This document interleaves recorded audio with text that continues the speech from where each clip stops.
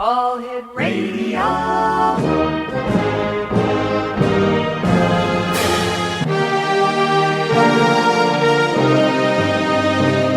Welcome to the X Zone, a place where fact is fiction and fiction is reality.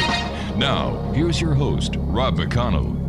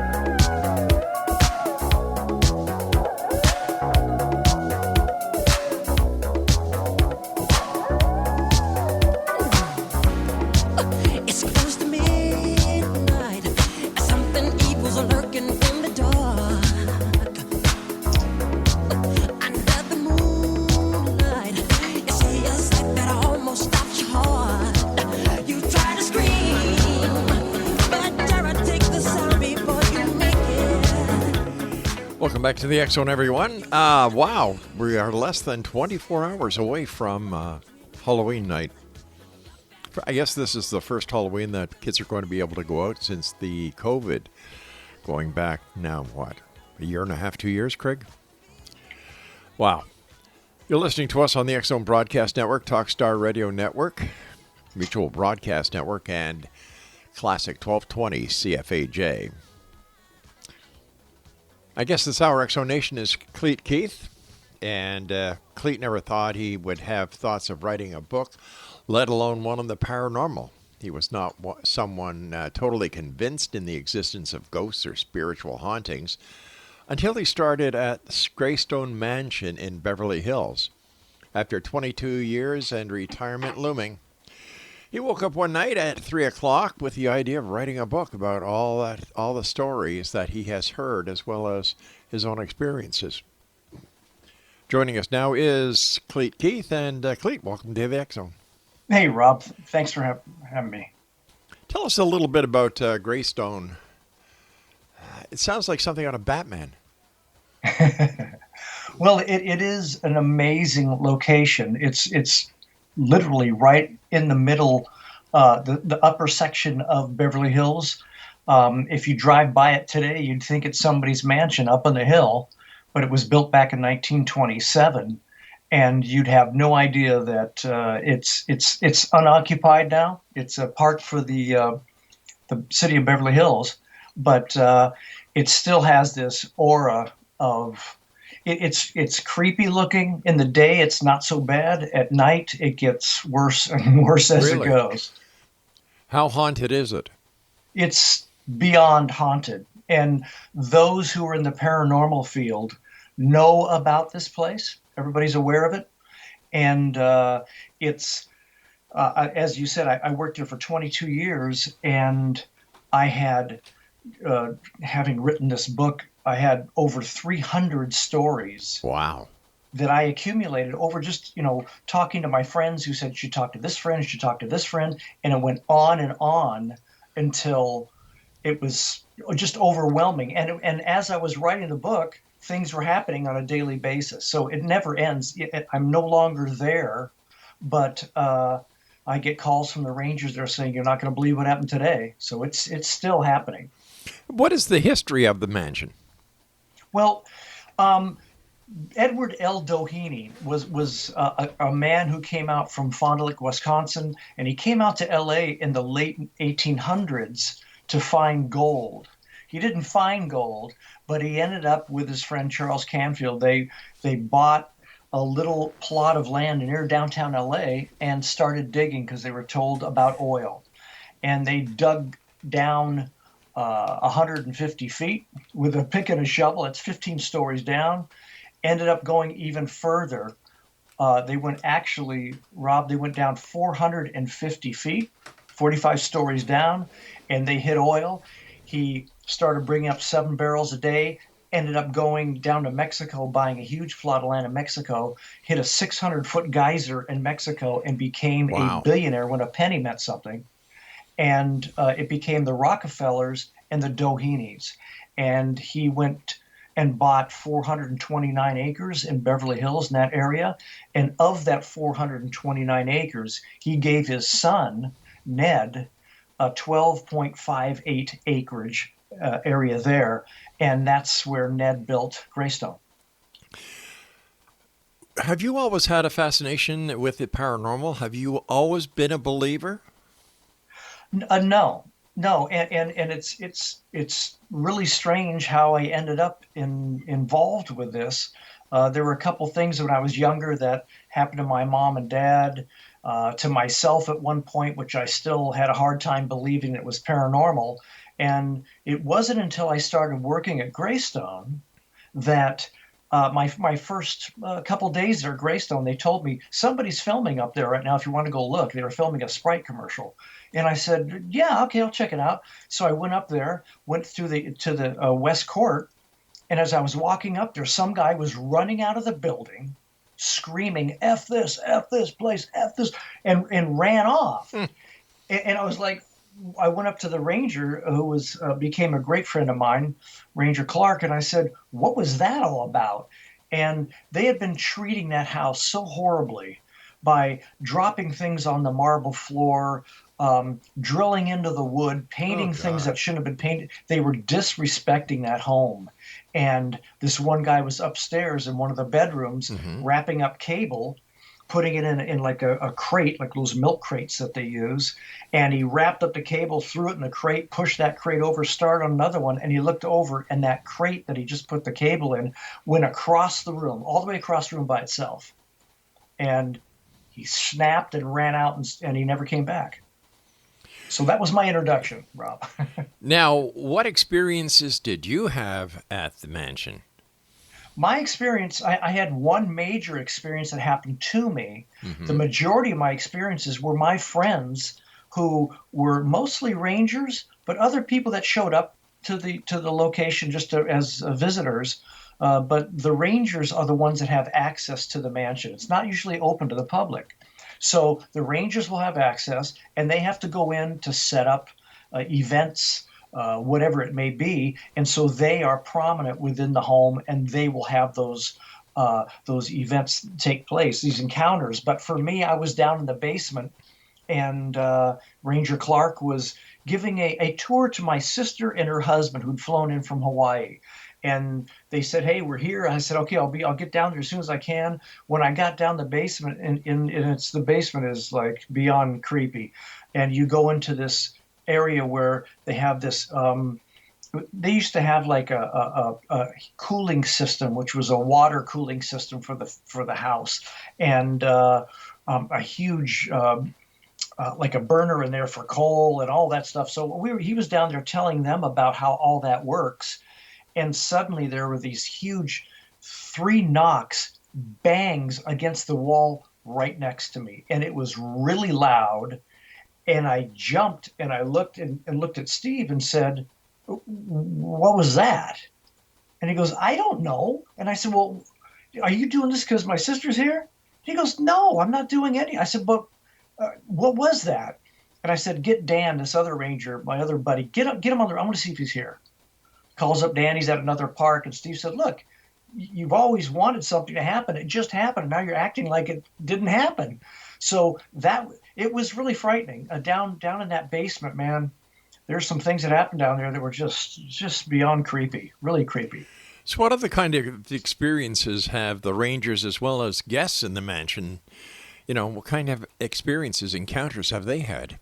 Well, I mean, there are, obviously a bunch of stories that I've written. We have, like, in essence, I don't know if you know the background or the history of the mansion, but the one thing that took place, the place was being built. It started in February 15th of 1927, and by September of 28, the family, Ned and his wife Lucy, his daughter Lucy, and their 4 boys were able to move into that home.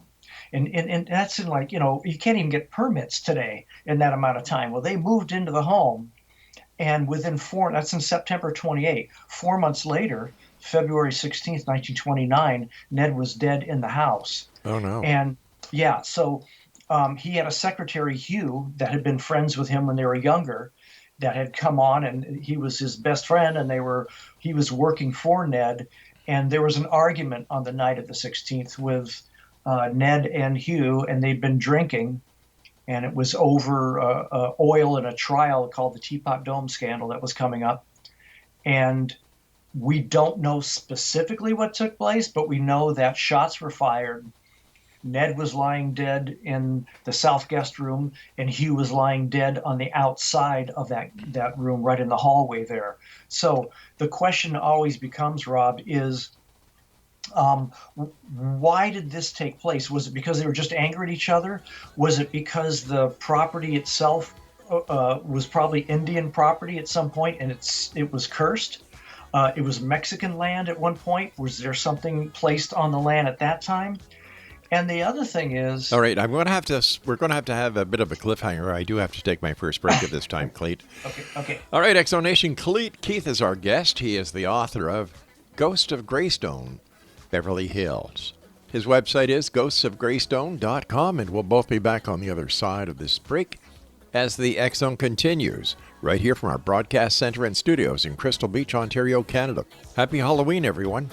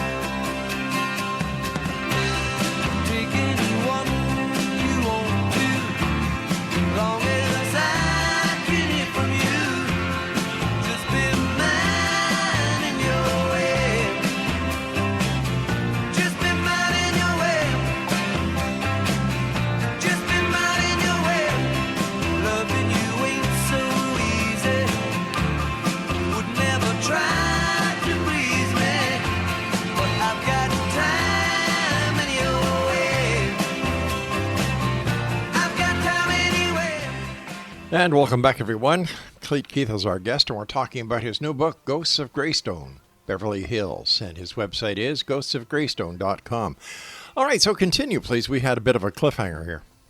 Okay, so the question becomes, what caused that murder that night? And having that murder take place, did that murder open a portal within the home? Because the house has a portal, and a portal basically being a highway for ghosts to come in and go. And I had 2 great psychics had been in over the years. One was Peter James, was his name, and well-known psychic. And he had come into the home to talk to us, and he pointed up to this one corner and said, "Oh my God, do you know that you have a portal here?" We said, had no idea. No, but there was always a lot of activity up in that corner of that room.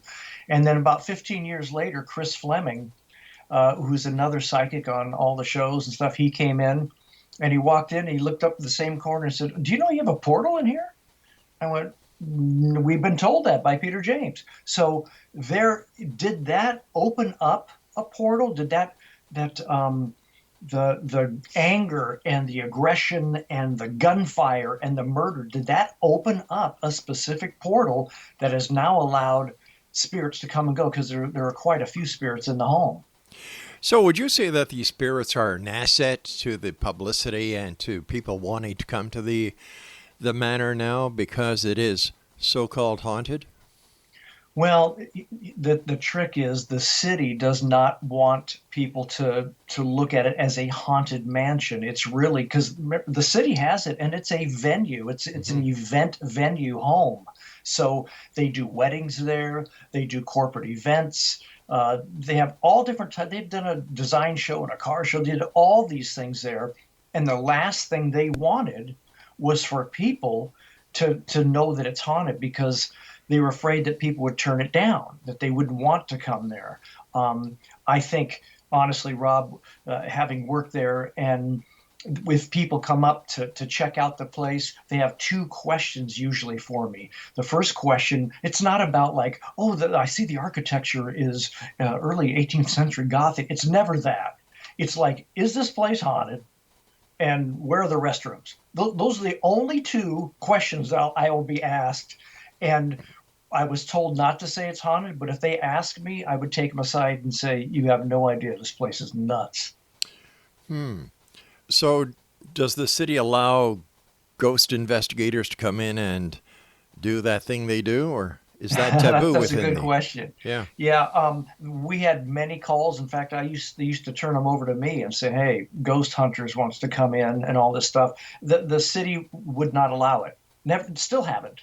And I got to the point where I contacted Dead Files because I wanted them to come in, because Amy Allen is like extremely gifted, and I wanted her to pick up and see what happened that night, because we still don't know.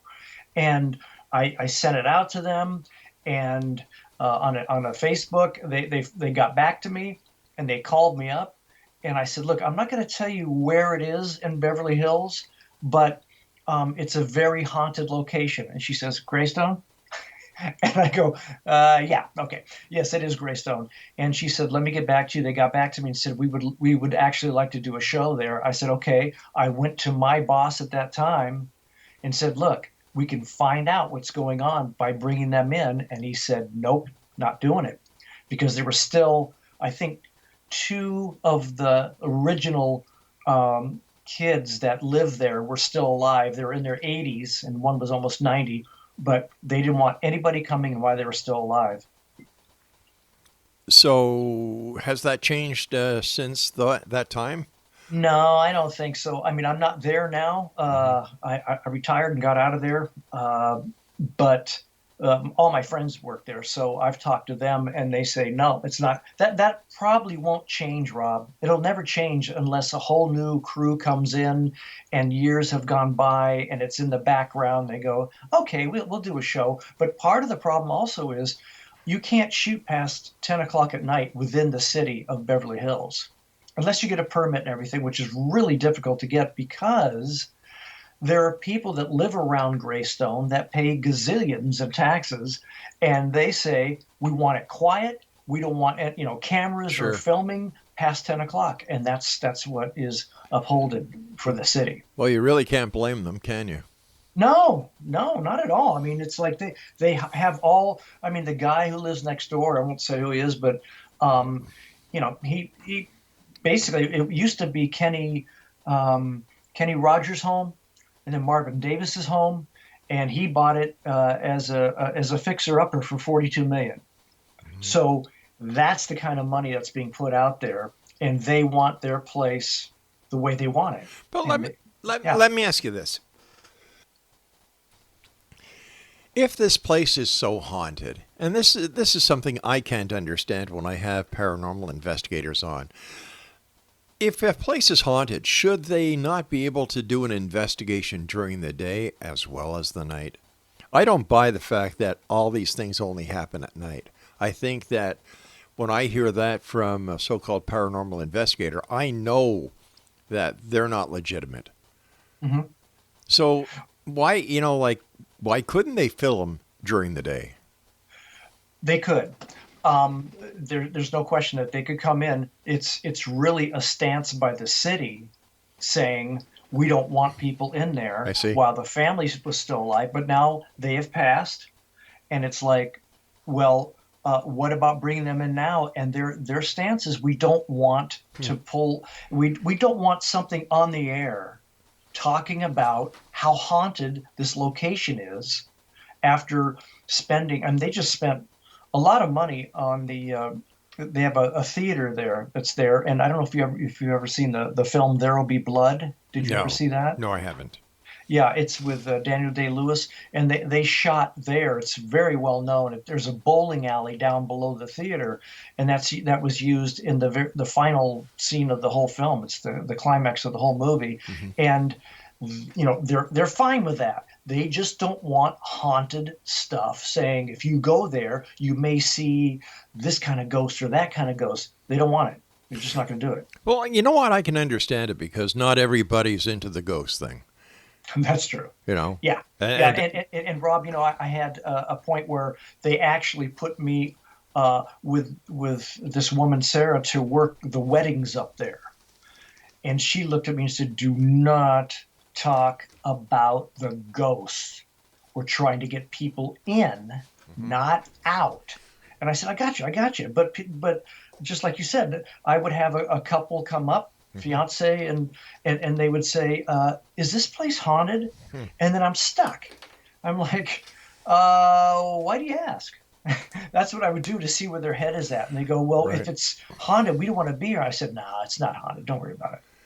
But other people, I had a couple that came up and they said, "Is this place haunted?" And I said, "Why do you ask?" She goes, "Because that's why we want to do our wedding here, because we heard it's haunted." I said, "Well, then you're in good shape because it is haunted." They went, "Yeah." They were really excited about it. So you never know. So besides the mansion, do you go out and do any ghost hunting, or do you go out and research other locations in LA and Beverly Hills? I don't. I never wanted to do this in the first place. It's just that if you're there, things will happen. And after 22 years and listening to all the stories, I just decided, what I'm going to do? I'm just going to write down what I know, all the things that I've heard. Yeah, but people are going to read the book, and is this your way of getting around the city ordinance? Well, Rob, what happened was when I started doing this, everybody's saying, how are you going to get away with this? Yeah. I mean, and I said, look, anybody, Rob, you could go visit the mansion and get some ideas of something and write a book about what you feel about the mansion. They can't stop you on that.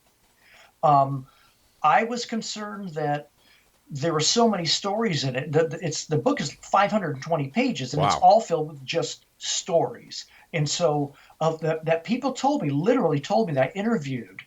And so my concern was, is the city going to say, "Why are you doing this?" Now, I was working at the time for the city, so I thought they're going to can me. And what I did was I ended up going to the city manager because I had heard that he had a story that happened down in the basement. And I got him to talk, and I put him in the book so that I kind of protected myself. A horrible thing, but I kind of protected myself because I wanted to make sure that I could do the book and not have them come after me. Makes sense. You and I have to take our news break at the bottom of the hour, so please stand by, Clete. Exo Nation, Clete Keith is our special guest this hour. He's the author of Ghosts of Greystone, Beverly Hills. His website, www.ghostsofgreystone.com.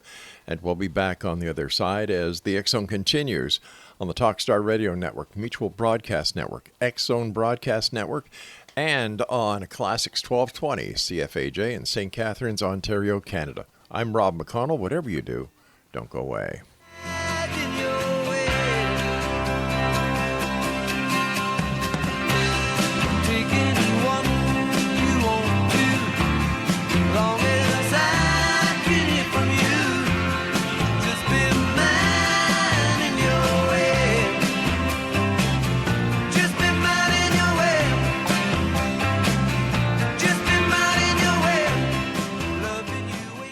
You're a pumpkin. I was a pumpkin, a big orange pumpkin. A big orange pumpkin. And were there a lot of children out there?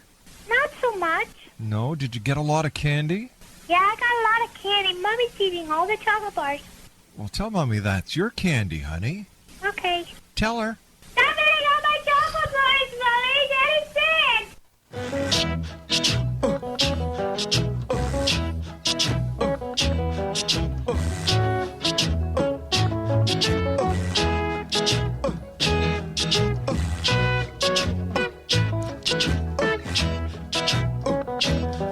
In the summertime, when the weather is high, you can stretch right up and touch the sky. When the weather's fine, you got women on your mind. a drink, have a drive, go out and see what you can find. If a daddy's rich, take her out for a meal. If a daddy's poor, just do what you feel. Speed along the lane, you can dine or return at 25. When the sun goes down, you can make it good and live by.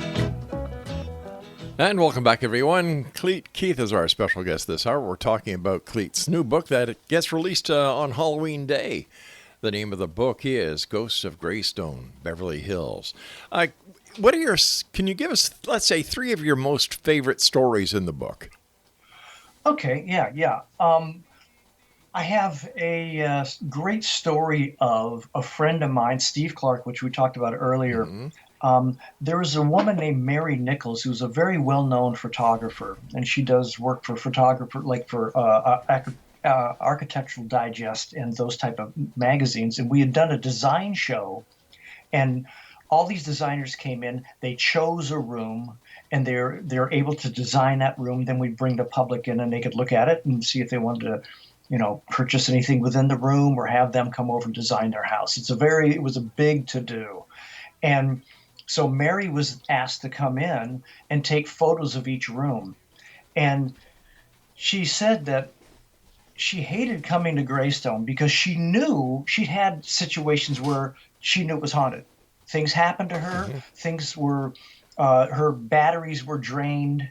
There's a switch, a certain type of switch that for her lights that literally would switch off. You could watch the switch move and go off.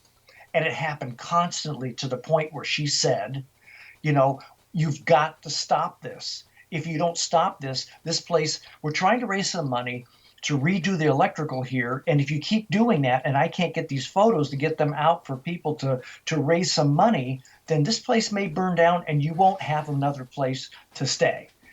And it stopped. So that ended that paranormal thing for her. And so that night, Steve Clark came in, and he was going to go down to the basement to shut off some of the lights. It was 9:30 at night, and back then you had to go down into the basement to this huge old 1927 panel that had these big shifts, these handle shifts on it, and switch them down to shut them off. So he went down. This is in the dark. Remember, this house is really dark at night. He went down this staircase. He goes to the door. He opens the door. There's a cage there, a metal cage that you have to unlock with a lock.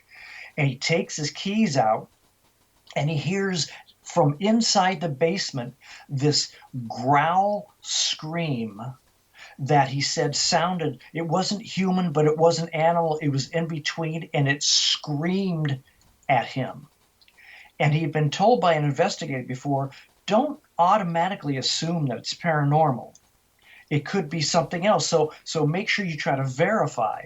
Yeah. So Steve, who just was so shocked and afraid, stood there and said, if that's somebody in there, do that again. And it went, it came out even louder, and he ran up out of there, ran into the main hall, the grand hall, and there was Mary taking photos, and he just snapped. And he's the senior ranger, and he just snapped. He ran up to her and said, where were you? She was with her lighting guy. You were just down in the basement, weren't you? You were in the basement. And she goes, no, we were taking photos here. You're telling me you weren't in the basement? She goes, Stephen, what's wrong with you? You had to be down. He just snapped. And he said, well, let's hope it's human and not something else. Get out. Everybody get out. So he not threw them out, but escorted them out, called me. I lived down the street. I came there. I met with Steve. He was really shaken. And by the way, he was shaken also, Rob, when I brought him back to the mansion to tell these stories. You could see he was reliving it. And the fear in his face as I brought him down to the basement was still there, still palpable. And I went down in there he goes, I don't want to go in. I said, I'll come with you. I'll come with you. Went down the steps, went to the gate there and I said, you scared my friend, scare me. Come on out. You scared my friend, you scare me. And nothing happened. Nothing came forward, whatever. And he looks at me, he goes, I swear I'm telling the truth. I said, Steve, I can tell you're telling me the truth just by the way you look. that was a really frightening situation for him. And we have a woman in there, not a woman, a girl in there, Rob, that one day I was overseeing the film crew that came in to do a movie, and this woman broke away from the crew and came over to me, and she had her eyes were really wide, and I go, uh-oh, something's wrong here. And she said, is this place, haunted? And I go, no, I didn't want to, I couldn't say anything to her. I said, why do you ask? She said, because ever since I was a little girl, I could see, hear, feel, sense spirits. And when I walked in here, I looked over and this little girl ran at me and said, my name is Emily. It's Emily. My name is Emily. And she looked at this little girl. She saw that the crew wasn't reacting. And she said she walked away from the crew around a wall and turned to her and said, okay, your name's Emily. Don't do this to me. Stay away from me. Do not do this to me. So she said, so my question is this place haunted? I said, yes. Did a little girl die here? I said, yes. What was her name? Emily. I said, we don't know. She goes, it's Emily. And ever since that day when I've been in there, I say, hello, Emily, how are you doing? And then I start working on this book, and I find this guy named Glenn Gregory, who used to be a counselor for the Catskills camp that we had there. And he said one morning he came in, and he parked his Jeep by the firehouse that's right off the mansion, went upstairs, got his clipboard, came out, looked across from that balcony across to the balustrades and the top of the recreation wing. It's probably about 100 feet away, 50 feet away. And he sees a little girl standing on the top of the roof, all in white dress, looking at him. He's like, he goes, I was going like, first of all, how did she get in the park? Secondly, where are her parents? Third, what was she doing on the roof? So he looks at her and goes, hey, jeez. And as he starts to walk down the stairs from the balcony, he turns back and looks at her. She climbs the balustrades and jumps off. And in essence, would have landed in the courtyard. This is way up there. And he snapped and flipped and just went, oh my God, ran down the stairs, ran over into the courtyard looking for her, freaking out. And some of the other counselors showed up. He goes, go, she must be around the other side of the house. Go over there. You go over there and check. They went everywhere, and they all look at her and go, there's nobody here. And he goes like, how? He goes, and Clete, maybe I just thought all that up. Maybe that never happened. And I said, Glenn, do you remember what she was wearing? He goes, yeah, it was a white dress. I said, right there, you didn't make it up. You remember it. It happened. And he ended up telling me of another woman who was a counselor there as well, who was with the same balcony up there about a month later with some kids who were painting and coloring up there. And she goes inside the office there, and the kids start screaming. And she said, I was a lifeguard, so I know what that scream is. And I ran out, and all these kids suddenly stopped screaming and just stared at her. And she goes like, what? What? And the one kid looks over and points to the roof of the rec wing and said, there was a girl in white and she jumped. So that validated Glenn's story. Mm-hmm. And that little girl, Emily, has been seen by several rangers, by a guy who was delivering flowers for an event. He said, you got a little girl running around here. And we go, in our heads, we go, that's impossible. He must have seen Emily. The place is closed. So she is well known through that. And I even had a conversation with her, Rob, where I left a camera inside the house that I was able to access from my apartment here. And I went on that camera and I left, you know how you can leave a flashlight? Yeah. That's barely off. And I had that on the floor, and I was speaking through from my iPad here in my apartment through that mansion. And I saw the light come on, and then it went off, and I said, Emily, turn it on one more time, please. Boom, the light comes on. I said, thank you. Can you turn that off for me? Light goes off. I had like an 8-minute conversation with her. Did you record that? Yes, I did. Wow. Yeah, and it's astounding. And it's like she was she was in there, and I would ask her, "Do you have friends in the house?" Light goes on. I said, "Oh, good, good. You got turn that off, honey. You got it. Perfect. There you go.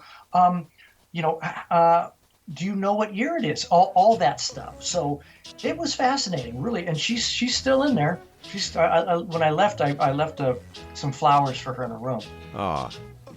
All right, you and I have to take our final break. Exonation Clete Keith is our guest.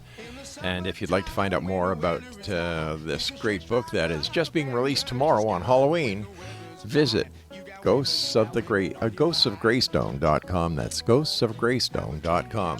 We'll be back as we wrap up this hour just on the other side of this break. If a daddy's rich, take her out for a meal. If a daddy's poor, just do what you feel. Speed along the lane, you can dine or return at 25. When the sun goes down, you can make it big and good and live by. When I grab people, we're not dirty, we're not mean, we love everybody.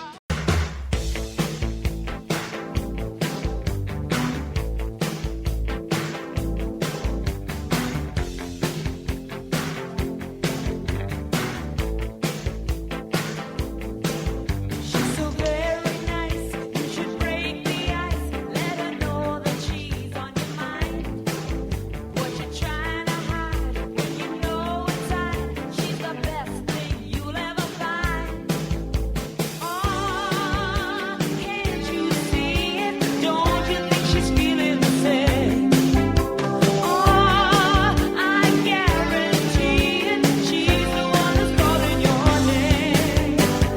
You should hear how she talks about you. You should hear what she says. She says she would be lost without you. She's out of her head, out of her head.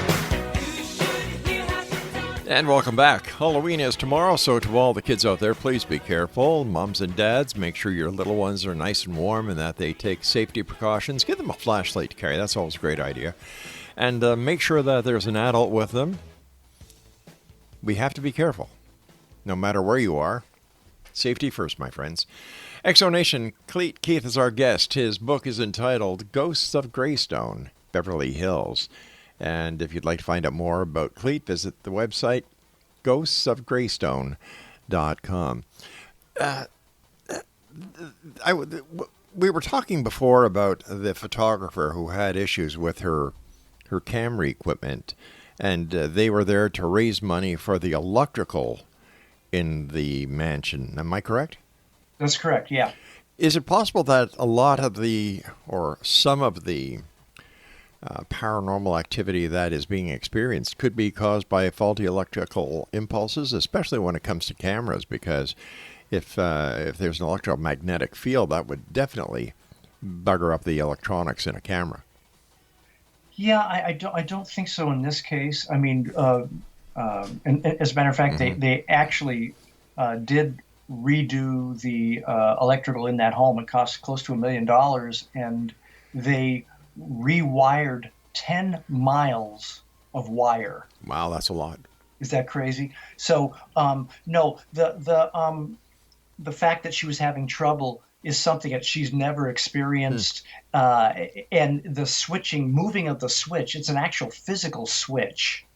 I wish I could show you. I had photos of this type of switch that she sent me, but it's a hard one to do. It's a switch that you have to, with your thumb, press it down and flick it over, and that was moving.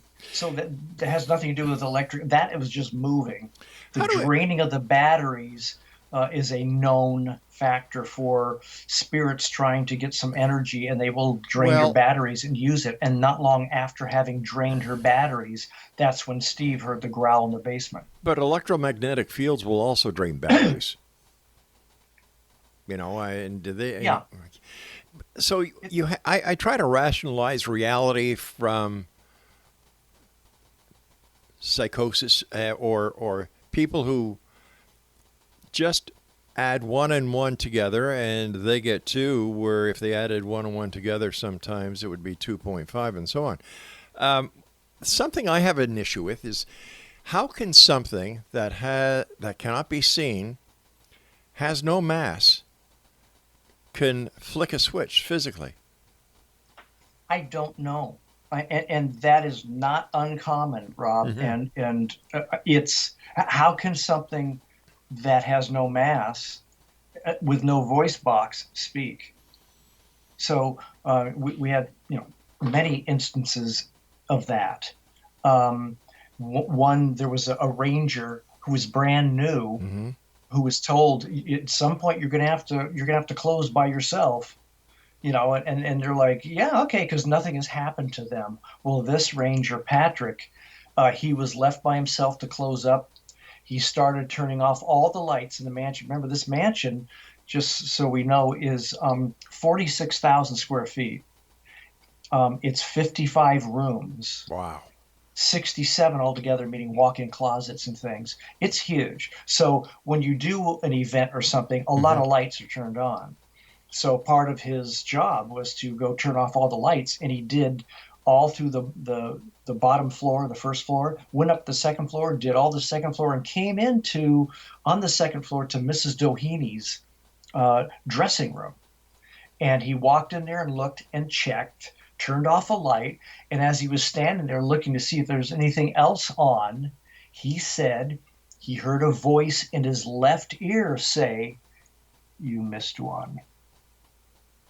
And he said, he said he just froze and then turned around, saw nobody was there, turned back and went, that didn't just happen. No, that couldn't have happened because she didn't die in this room. Well, you don't have to die in that room in order to be in that room. So that was his frame of reference. So it couldn't have been her. And he's like, no, okay, I'm cool. That didn't happen. And he turns off that light, starts to leave, and he looks over, and in the daughter's room, a light was left on.